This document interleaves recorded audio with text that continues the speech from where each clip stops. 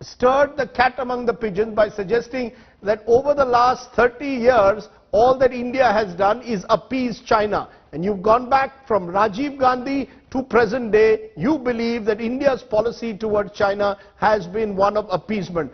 Clarify what you're trying to say, and if you believe appeasement's not the way, what's the solution? Appeasement is a slippery slope. Once a nation embarks on appeasement, it slips into a self-perpetuating trap. This explains India's long record of appeasing China under successive prime ministers. And because of this self-sustaining trap in which India finds itself, it's unable to draw the lessons or make a course correction. Today, even as India faces Chinese aggression, India is appeasing China by refusing to acknowledge China's intrusions. Can there be bigger appeasement than this? That when you are faced with aggression, you refuse to call out China's aggression, and you refuse to admit that China has encroached on Indian areas. Unfortunately, we are scoring a self-goal damaging to our diplomatic and strategic interests. If India is unwilling to call China out on its encroachments, on its aggression, how can India expect any other power to support it by criticizing China's aggression? In fact, by trying to obscure the truth, we are, in a sense, playing into China's hands. Because China will use Modi's own words to tell the world that there was no aggression on its part and that it was the Indian troops who provoked the clashes. Now, let's be very clear, Professor Chellaney, before I go to my other guests. You seem to be suggesting that what Prime Minister Modi is doing at the moment is appeasing China. The Prime Minister's and his aides make it very clear that they are not going to cede an inch to China, A. This is what they claim. And they say that you must give this time. That without giving time for their diplomacy to actually take effect, there are critics who are already suggesting that this is appeasement. Well, from Rajiv Gandhi to Narendra Modi, every Prime Minister has said the same, and yet India has conceded ground. Look at the reality today.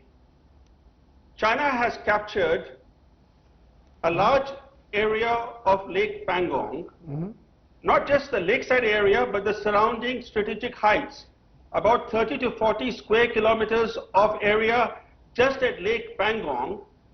They are now overlooking Indian defenses. The Indians in their posts are setting ducks for the PLA. India can no longer patrol anywhere close to Finger 4 of Lake Pangong. And if you look at what's happening in the Galwan Valley, just in the last 10 days, satellite images, in just 10 days, China has changed the landscape of Galwan Valley by building new tracks, by building ammunition dumps, by possibly even damming the Galwan River. All this has happened while we are pretending to be in talks with China.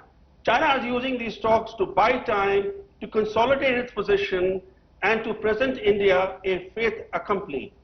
Let me take that to Kamal Sibal first, because you believed that the Modi government has been on the right track with China, that the Modi government has adopted a carrot and stick policy towards China. Do you agree today with Professor Chellaney that what we are doing with China is appeasement? Look, I look upon this somewhat differently. You know, we have disputed areas of line of actual control. Now, to take a position that there are no disputed areas would lead us into a difficult situation. All along, we have conceded repeatedly that there are different perceptions of the line of actual control. Now, if China has fortified or made some installations, structures in the line of actual control which is a kind of a disputed area, then yes, this is not allowed under any of our agreements. And if they do not remove these structures, then there is an issue. We can either resolve that through diplomacy, or we take military action. Or alternatively, we go and plant ourselves in the disputed areas of line of control where we have tactical advantage and use that as a bargaining counter. Now to say that since China has entered, or rather, because they always enter the disputed line of actual control, it's not as if they don't, because both sides patrol this area. So therefore, to reach the conclusion that if China patrols in this area, it is ceding territory is wrong.